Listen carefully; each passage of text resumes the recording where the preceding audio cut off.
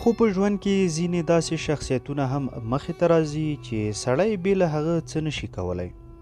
دغه ډیکا هم زما لپاره ضروري شخص و چې د هغه لیوني رومیو لپاره یې ځان مرګ ته ورکړ. په هغه شپه مې هیڅ خوب ونه کړ. هر څومره مې چې سوچ کاوه پلانونه مې نیوه هیڅ سر یې نه نیوه او په مابس کې نابلدتیا لا بیل غم و. په اسانۍ سره مو په چا باور لا نشوی کولی. هیڅ هم نه پوهېدم چې د دې مصیبت وخت به چاته ووایم. موږ ټولو کې جولو یوازینی سړی و چې مخکې هم د دې جهنم سیاحت کړی و. لیکن هغه هم چوپ و، هیڅ یې نه ویل.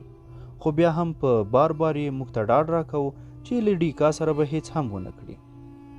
کله چې ماته د شاوخوا جزیرو معلومات وشو نو د ازادۍ ډیوه مې توپان کې بله ښکاره شوه.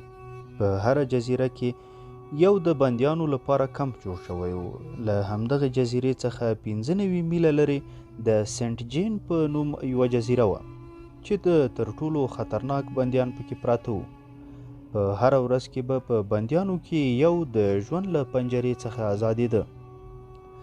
د ډیسال په نوم یوه داسې جزیره وه چې سیاسي بندیان به پکې پراته وو. شمال، جنوب، ختیځ او لویدیځ ته همداسې په 300 میله کې دا جزیرې ودانې وې چې فرار ترې ناشونی و. د میرونی په نامه یوه غاړه وه چې هلته د سنټ لارن په نوم مرکزي مابس یا کمپ و. له دغه ځایه به په بندیانو کې چاڼ کېده او هر مابس ته به په تقسیم بندیان لیږل کېدل. موږ چې په کوم کې وو دغه هم د ترور کور نه و. له هر بندي څخه به 12 یا 14 ساعته کار اخیستل کېده.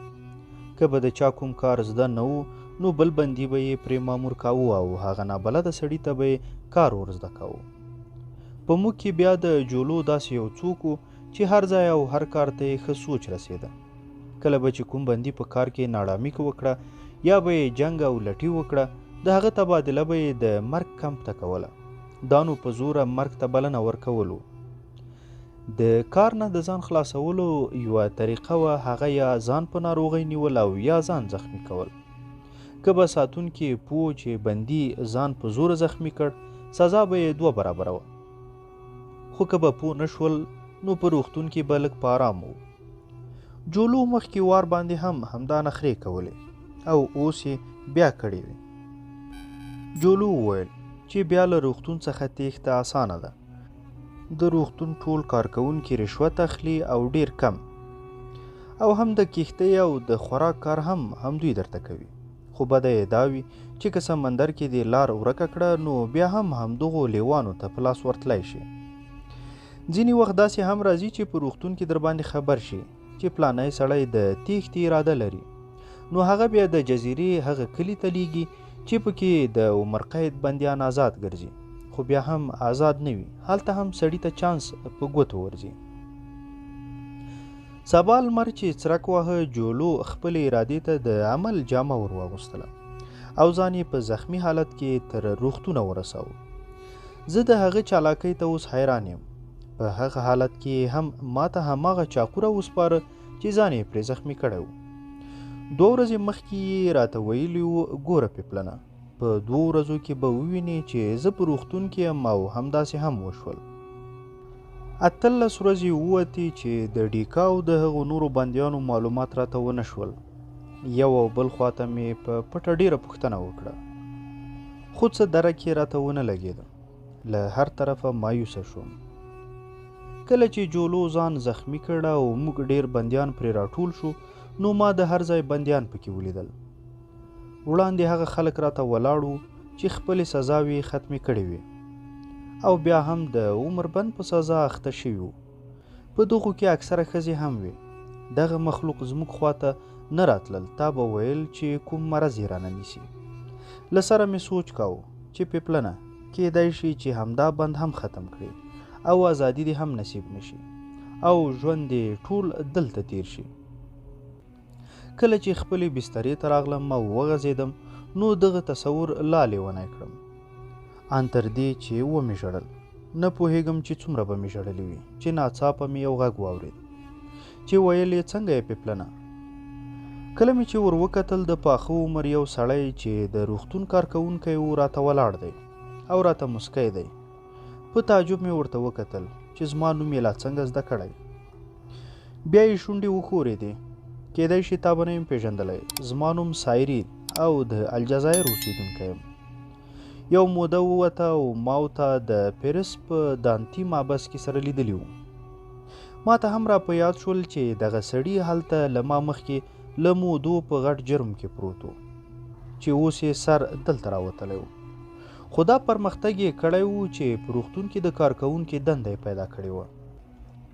د دانتي مابس خبره یې چې کوله هلته 1929 کال و او بیا مو چې سره ولیدله نو 1933 کال روان و. په همدې 5 کلونو کې تقدیر کوم ځای ته سره راورسولو او ویې ویل احساسوم چې له دې ځایه څخه به بل ځای ته لاړ نه شم. کیدای شي مرګ مې هم دلته وي. همداسې له ژړا ډک شو. خپله ژړا مې هېره شوه.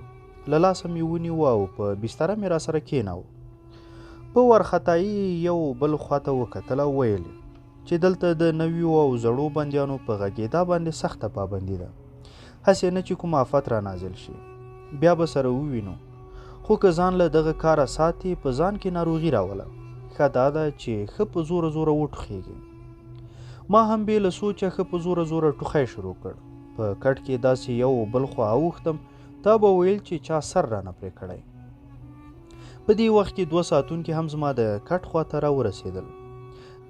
سایري د همدردۍ خبرې راته کولې او په څه دوا راوړلو پسې ولاړ. لږ وروسته په روغتون کې داخل کړی شوم چې ډاکټر د کتنې لپاره راخواته شو. نو هغه ډرامه مې بیا له سره کړه. هغه هم یو څه درمل په خوله کې راوڅڅول. همداسې په 24 ساعتو کې به مې له سایري سره لیدل. ما هغه ته د ډیکا وویل چې څه درک یې راته وکړي. له ډېر کوښښه وروسته یې هم معلومه نه کړه چې ډیکا چیرته دی او څنګه حالت پرې تېرېږي. خو دومره یې راته معلومه کړه چې ژوندی دی او د هغه کلګاني قضیه لا روانه ده. دغه د پاخه عمر سایري له حده زیات مهربانه سړی و. د سړي هیڅ ګمان هم نه راته چې د دې د قتل کارنامه سرته رسولې وي. هغه به هر سړي ته ورخواته کېده او دوایي به یې پر خپل وخت ورکوله. کله کله به یې ویل یاره پیپلنه زه ډېر ګناهګار یم. زه غواړم چې خپل ګناهونه په ژوندوني باندې خلاص کړم. یوه ورځ له یو بل سړي سره راغی او راته یې ویل پیپلنه دا د روغتون یو ساتونکی دی خو په ټولو باندې دی او باور پرې کولی شي. کله مې چې ستا ورته وویل نو ستا د لیدو غوښتنه یې وکړه. دغه سړی بارټیلوني نومېده چې یو وخت د بندي په شکل تر دې ځایه را رسېدلی و. اوس آزاد بندي و او دنده یې د یو ساتونکي وه او له پاسه غټو کسانو پرې باور هم کاوه. له یو څو خبرو وروسته را معلومه شوه چې سړی مې په کار راځي خو په شرط د دې چې د پیسو بوی ورښکاره کړم. په دغه روغتون کې زه د 1 اونۍ لپاره داخل کړی شوی وم. کله چې سایري راته وویل چې په دې موده کې ته د تېښتې په لور کامیابېدی شي نو ما ورته وویل چې زه بغیر له ډیکا نشم تلی. هغه غاښونه سره وچیچله. ویې ویل لیونی پیپلنه د خپل سر خیر دې وغواړه. هغه هر رنګ ځان ایستلی شي. بس نوره دې خپله خوښه. ما خپل وس در سره وکړ. نور چې څه کوي هغه کوه. وپوهېدم چې هغه خفه شو. نو مې ورته وویل ښه نو داسې وکړه چې زما لیکلی پیغام تر ډیکا پورې ورسوه او د هغه ځواب ما ته راوړه. لږ څه چوپ شو. ویې ویل یاره پیپلنه دا کار به لږ سخت وي. که چاته معلومه شوه نو زما هډوکي خو به رامات کړي. خو خیر ستا د دوستۍ لپاره به دغه ستونزه هم پر ځان ومنم. خو د دې خدمت زحمت به 100 فرانکه وي او دا به راکوي. ما هم ورسره ومنله. په دې روغتون کې مې د یو سړي سره وپېژندل چې چاټل نومېده. دی به مې هم شاوخوا ډېر تاوېده خو د شک په سترګه مې ورته کتل. هغه ته په ګمان کې یو غټ مالداره ورتلم. کله چې ښه ترې تنګ شوم نو ورته مې وویل زما یو دوست دی چې جولو نومېږي او 2 ورځې مخکې زخمي شوی و. خو اوس خبر نه یم چې په کوم واټ پروت دی. که درته معلومه وي او یا یې راته معلوم کړې. هغه یوه شیطاني مسکا وکړه او سر یې وښوراوه. هو ما ته معلوم دی او زه یې آن لا زیات هم پیژنم. هغه یو ځل نږدې و چې زما ورمېږ رامات کړي. خو زه نه پوهېږم ښاغلی پیپلنه چې ستا له هغه سره دوستي لا څنګه شوې. ما ورته وویل دا یوه بیله کیسه ده، بیا به درته ووایم، خو دومره وکړه چې زه به تا ته د خدمت پیسې هم درکړم. هغه ته زما پیغام ورسوه. ویلې هېڅ خبره نه ده، تاسې د سایري دوست یاستئ او سایري یو وخت کې زما مشر پاتې شوی. له تا څخه د یو څه غوښتلو باندې شرم راځي. وایه څه پیغام ورسوم؟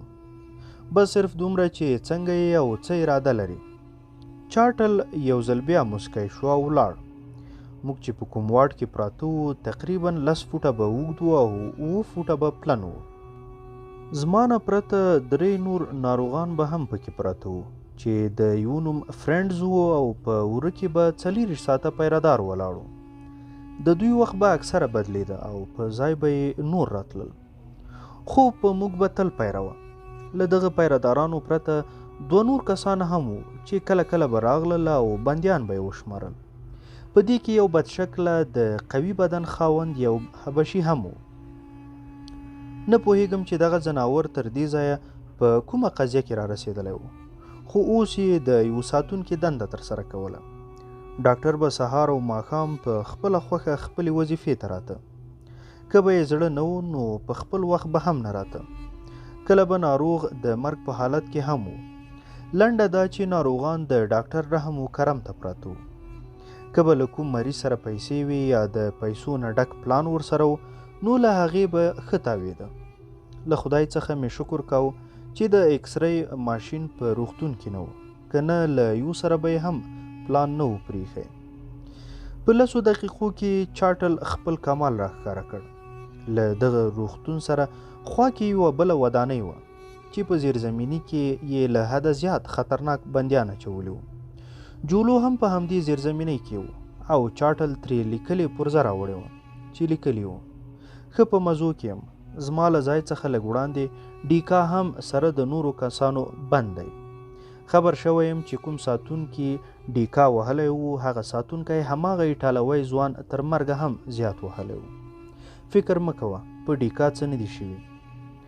موقع ګورم، کیدای شي زه هم درشم او مهرباني وکړه چارټل ته زما له طرفه 200 فرانکه ورکړه. جولو. دا چې زما او د جولو کله خط کتابت سره نه و شوی، هیڅ نه پوهېدم چې دا د چارټل خپله چالاکي ده که په رښتیا د جولو خط ورکړی. په بله ورځ مې بیا چارټل د معلومولو لپاره په پیغام پسې واستاوه. ورته مې وویل چې جولو ته به ووایي چې د بولیو په مابس کې مو چې کوم سړی ووهه هغه څه نومېده. له ما یې نوم هیر شوی. په نیم ساعت کې بیرته راغی او ویې ویل چې جولو ویل د هغه نوم بولاډو، اوس خو به هغه مړ شوی هم وي. خو تا ولې د هغه یادونه وکړه؟ زه پوهېدم چې سړی غلط نه دی او له سایري ماته په فایده کې دی. کله چې هغه ماته د جولو په هکله کوم معلومات راکړل حیران ورته کېناستم، ځکه زه ترې مخکې خبر نه وم. هغه وویل ښاغلی پیپلنه، ستا دوست جولو د خپل وخت په زړه باندې ډاکو تیر شوی. د جرم په دنیا کې هغه ته د چټک بدماش ویل.